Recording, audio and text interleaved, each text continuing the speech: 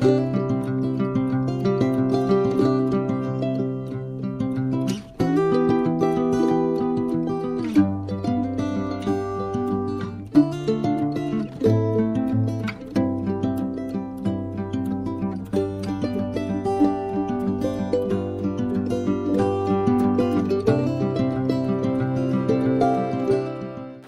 Viewers, আসসালামু আলাইকুম।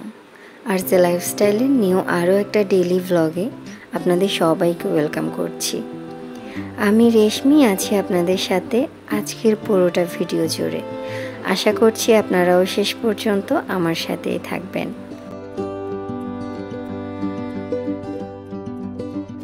কুরবানির ঈদের পরে বাসায় আবারও ব্যাক করার পর আসলে তেমন কোনো কাজ গুছিয়ে করার মতো মন মানসিকতা ছিল না। হয় না যে কোথাও থেকে বেড়াই আসার পরে বাসায় আসলে মন বসে না খুব তাড়াতাড়ি, একটু সময় লাগে। তো সেরকমই সময় লেগেছে আর কি। তো কোনো গোছানো কাজকর্ম না, বাসায় ফেরার পরে অল্প স্বল্প এটা সেটা যা অগোছানো ছিল সেই ধরনের বেশ কিছু কাজকর্ম নিয়ে আজকে ভিডিওটি সাজিয়েছি। এই যে সকালবেলা একদিন গাছগুলাতে বেশি করে পানি দিয়েছি, একদম গোসল করিয়ে নিয়েছি, কারণ বেশ অনেক দিন ছিলাম না বাসায়, যার কারণে আমার গাছগুলা তো প্রায় আধা মরা টাইপের হয়ে গিয়েছিল। এখন মাশাআল্লাহ বেশ তরতাজা হয়ে গিয়েছে একটু যত্ন নেওয়ার পরে। প্রত্যেকটা জিনিসই এমন, মানুষ বলেন, যে কোনো জিনিস বলেন, বাসার যে কোনো ফার্নিচার জিনিসপত্র বলেন, যত্নের অভাবে আস্তে আস্তে কিন্তু নষ্ট হয়ে যেতে শুরু করে। সম্পর্কগুলোও তেমন, যত্ন না নিলে না আস্তে আস্তে অবহেলা করতে করতে একসময় গিয়ে নষ্ট হওয়ার পথেই চলে যায়। তো মানুষ বলেন, সম্পর্ক বলেন বা জিনিসপত্র বলেন, যত্ন নিতে হবে কিন্তু সব সময়। সকালবেলা গাছে পানি টানি দেওয়ার পরে তারপরে চলে এসেছি নাস্তা করব। আমার কাজের আপাকে বলেছি ইদানিং একটু সকাল সকাল আসতে, কারণ খুব সকালে কাপড় চোপড় ধুয়ে দিয়ে তারপরে শুকাতে দিলে ওটা তাড়াতাড়ি শুকিয়ে যায় রোদ থাকতে থাকতে। তো উনি সকালবেলায় আমাকে বেশ কিছু রুটি বানিয়ে দিয়েছে, ওখান থেকে আমি ভেজে নিয়েছি। তারপরে গরুর মাংস ছিল, কুরবানির মাংস আর কি, বক্সে ভরে 2 বক্স নিয়ে এসেছিলাম। বাসায় আসা মাত্র যেন রান্না করে খেতে না হয়, ওইটা দিয়ে চালিয়ে নেওয়া যায়। তো সেটাই আর কি। আর একটা কলা কেটে নিয়েছি, একটা আম কেটে নিয়েছি। জোহানের জন্য অল্প করে নুডলস, আমি ডিম দিয়ে হালকা সিদ্ধ করে নিয়েছি।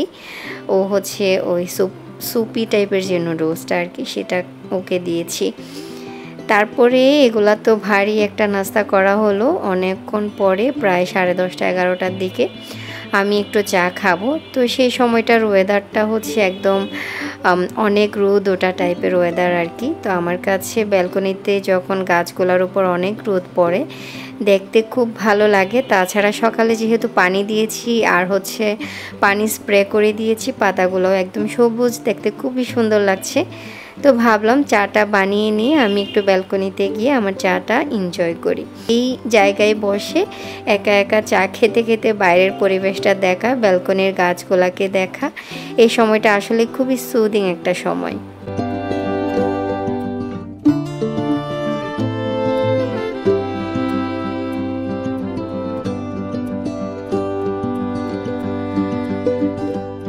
কুরবানির আগে আমি একটু বের হয়েছিলাম, একদিন টেইলার্সে গিয়েছিলাম, জামা সেলাই করতে দিয়েছি সেটা আনতে। তো যাওয়ার পথে একটা ভ্যান পেয়েছি, ভ্যানের মধ্যে এই জিনিসগুলো ছিল, ভ্যানের উপরে লেখা ছিল যা নেবেন 5 টাকা। আমি আরও একবার অনেক আগে একদিন শেয়ার করেছিলাম, আজকেও শেয়ার করছি আপনাদের সাথে। আমি খুবই অবাক হই আজকালকার যুগে এসে যখন কোনো একটা জিনিস 5 টাকায় পাওয়া যায়, আমার কাছে খুবই অবাক লাগে।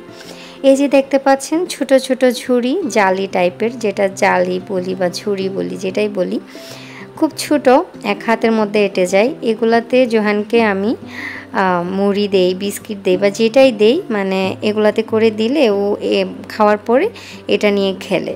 যখন তাকে মেলামাইনের বা কাছের কোনো একটা বাটি দেই, সেটা সে ভেঙে ফেলে। তো ওই জন্য আমি এরকম 2টা নিয়েছি, 2টা ছোট ছোট ঢাকনা নিয়েছি প্লাস্টিকের। তারপর ফানেল নিয়েছি 2টা, যেই ফানেলগুলো আমি অলরেডি বিভিন্ন অনলাইন পেজে বা দারাজে দেখেছি প্রায় 100 টাকা 80 টাকা এরকম প্রাইস। তারপর নারকেল কুড়ানোর জন্য নারকেল কুড়ানি নিয়েছি এরকম 2টা। তারপরে হচ্ছে চিরুনি নিয়েছি, উকুন চলে আসে যে ছোট চিকন চিরুনি, এরকম চিরুনি নিয়েছি। আমার কাছে মনে হচ্ছিল এই জিনিসগুলো সে 5 টাকায় কিভাবে করে দিচ্ছে, মানে এই বিজনেসটা করে সে আসলে কিভাবে করে চলছে, তার লাভ হচ্ছে কতটুকু আমি কিছুই বুঝলাম না। বাট আমার কাছে ব্যাপারটা খুবই অবাক লেগেছে যে আজকালকার যুগে এসেও 5 টাকায় আসলে জিনিস পাওয়া যায়। আসলে আমি কোনো জিনিসই নিতাম না, এগুলো যে আমার খুব প্রয়োজন এমন না, বাট আমার কাছে মনে হচ্ছিল 5 টাকায় জিনিস পাওয়া যাচ্ছে, নিয়ে দেখি অসুবিধা কি, এরকম আর কি। তো এই যে আমের সাথে পাউডার মিল্ক অ্যাড করা দেখতে পাচ্ছেন, এই খাবারটা আমি মনে হয় এখন অলরেডি 100 বারের উপরে খেয়ে ফেলেছি। আমের সাথে পাউডার মিল্ক অ্যাড করে খেতে আমার কাছে এত ভালো লাগে কি বলবো, খুবই মজা লাগে। আপনারা একদিন ট্রাই করে দেখবেন।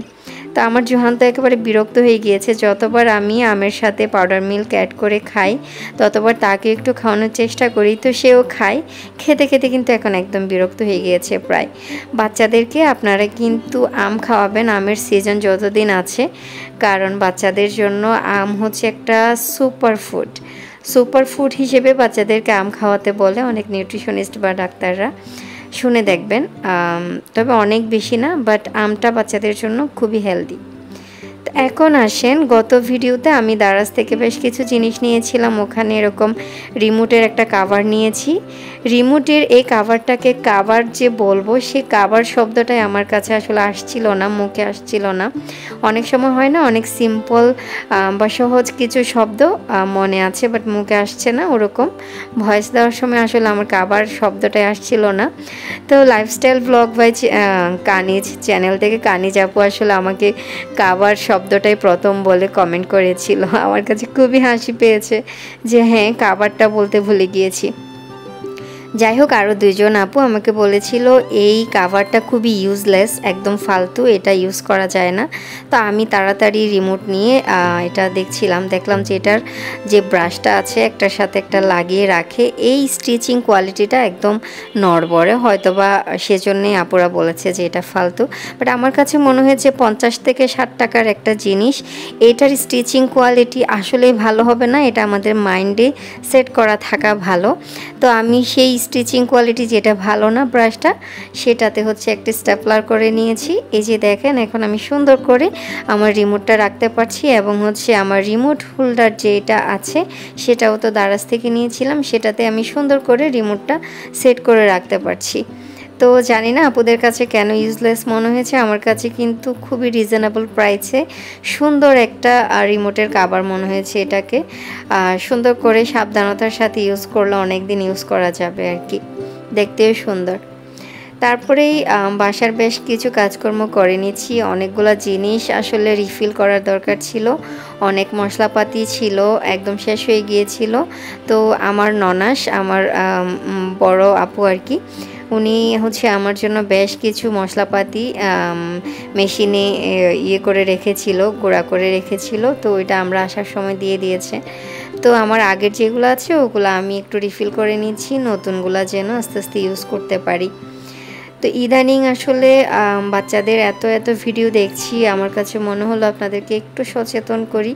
আমার বাসায় যেহেতু ছোট্ট একটা বাচ্চা আছে, 2 বছরের, প্রায় 2 বছর আমার বাবুর বয়স, তো প্লিজ একটু সাবধানে থাকবেন। এই যে গতকালকে একটা নিউজে দেখলাম, বাচ্চার মা বাচ্চাকে নিয়ে মানে বাসার বাইরে উঠানে খুব সম্ভবত বসে বটিতে আম কেটে খাওয়াচ্ছিল। তো বটিটা নিচে রেখে বাচ্চাকে বেঞ্চে বসিয়ে মা একটু করে ভেতরে গিয়েছে কোনো একটা কাজে, বাচ্চাটা বেঞ্চ থেকে নামতে গিয়েই বটির উপর পড়ে বটিটার যেই কোনাটা এটা একদম বাচ্চার পেটের ভিতর ঢুকে গিয়েছে। ইন্না লিল্লাহ। এটা শোনার পরে এত খারাপ লেগেছে, বিশ্বাস করবেন না, বাচ্চাটা পৃথিবীতে আর বেঁচে নেই। তো আমার কাছে খুব খারাপ লেগেছে ঘটনাটা শোনার পর। আবার আমি অনেক ভিডিও দেখি যে বাচ্চারা সিঁড়ি দিয়ে নামার পথে ধুমধাম করে সিঁড়ি থেকে পড়ে যায়, একদম নিচে পড়ে যায়। আবার দেখলাম বিভিন্ন শপিং মলে যখন মা বাবারা বাচ্চাদেরকে নিয়ে যায়, হাত থেকে ছুটে গিয়ে বাচ্চারা এদিক ওদিক ছুটাছুটি করতে গিয়ে অনেক সময় পড়ে যায়। আবার বিভিন্ন সিঁড়ি দিয়ে পড়ে যায় বা লিফটে উঠে যায় বা লিফট থেকে পড়ে যায়, এরকম হয়। তারপরে হচ্ছে মানে যখন বাইরে বের হওয়া হয় বাবা মারা, তখন রাস্তা পার হওয়ার সময় বাচ্চারা হুট করে হাত থেকে ছাড়া পেয়ে ধুম করে হচ্ছে রাস্তার মাঝখানে চলে যায়, একটা অঘটন ঘটে যায়। অনেক অনেক ভিডিও ইদানিং কেন জানি আমার চোখে পড়ে, আমার কাছে একদম বুকটা ধুপ করে ওঠে। আমার বাচ্চাটাও যেহেতু অনেক ছোট, তো আপনারা প্লিজ বাচ্চাদেরকে অনেকটা সাবধানে রাখবেন, একদম চোখে চোখে রাখবেন। যতদিন না বাচ্চার বুদ্ধি হচ্ছে, যতদিন না বাচ্চা ভালো মন্দ বুঝতে পারছে, ততদিন একদম চোখে চোখে রাখবেন। এই যে যেই মোবাইল স্ট্যান্ডটা দেখাচ্ছি, এটা হচ্ছে গত আমার ভিডিওতে একজন আপু আমাকে কমেন্ট করে বলেছেন, খুবই রিকোয়েস্ট করে বলেছেন, আপু প্লিজ আপনি কোন স্ট্যান্ড দিয়ে ভিডিও করেন আমাকে একটু দেখাবেন। তো আমি ওনাকে বলেছিলাম আমার নেক্সট ভিডিওতে আমি দেখাবো।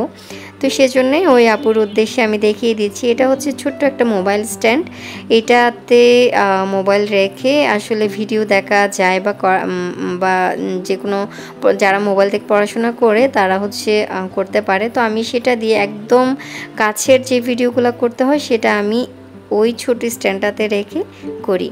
তারপর আরেকটা যেটা আছে মিডিয়াম ছোট, এটাও ছোট, বাট এই যে দেখাচ্ছি আমি কতটুকু বড় বা কতটুকু ছোট। এটা হচ্ছে অনেকটা ট্রাভেল ফ্রেন্ডলি, এটা নিয়ে বাইরে কোথাও গেলে সেখানে সাথে নিয়ে যাওয়া যায়, কারণ এটা অনেকটা ছোট, অল্প করে বড় করা যায়।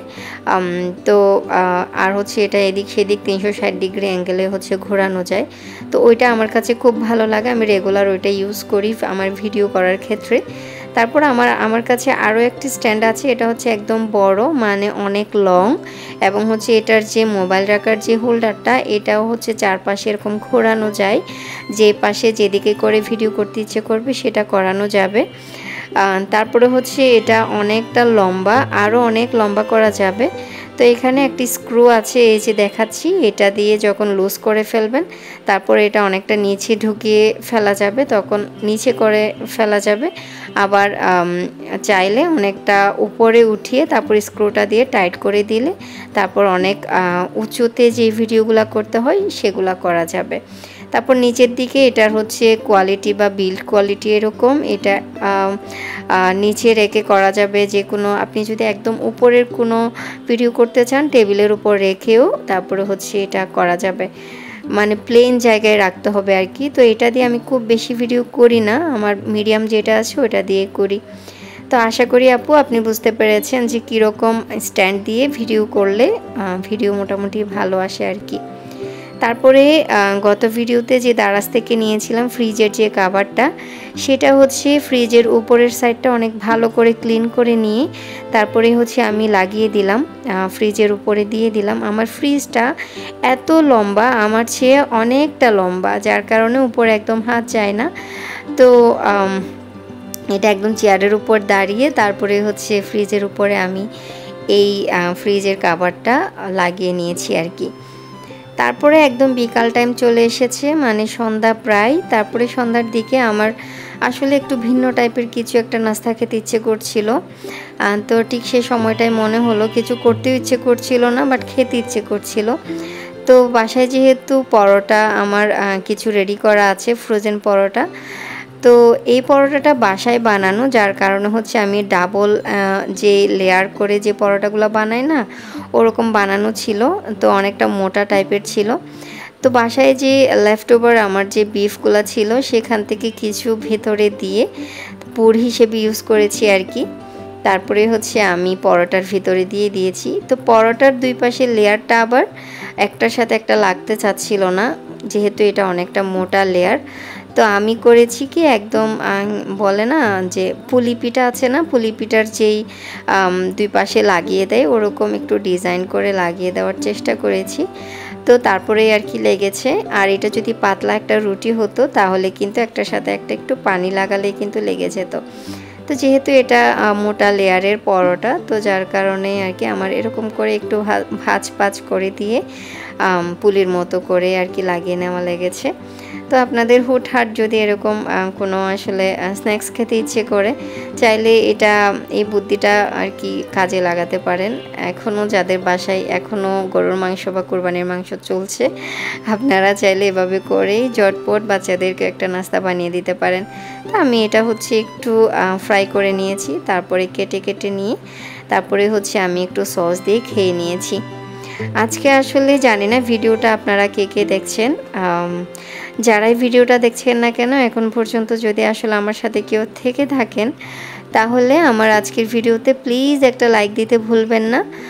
আর আজকের ভিডিওর কোনো একটা অংশ যদি আপনার কাছে একটু হলেও ভালো লাগে তাহলে প্লিজ আমার চ্যানেলটা সাবস্ক্রাইব করে আমার পাশেই থেকে যেতে পারেন। তো আজকের আসলে ভিডিওর একদম শেষ পর্যায়ে চলে এসেছি। একদম নিজে নিজে গল্প করতে করতে একটু স্পেস রাখিনি, একদমই সারাক্ষণ কথা বলতেই ছিলাম। তো যাই হোক, জানি না আপনাদের কাছে কেমন লেগেছে, চাইলে আমাকে কমেন্ট করেও জানাতে পারেন। নেক্সট ভিডিওতে আবারও দেখা হবে, আবারও কথা হবে। Till then take care and thanks for watching. আল্লাহ হাফিজ।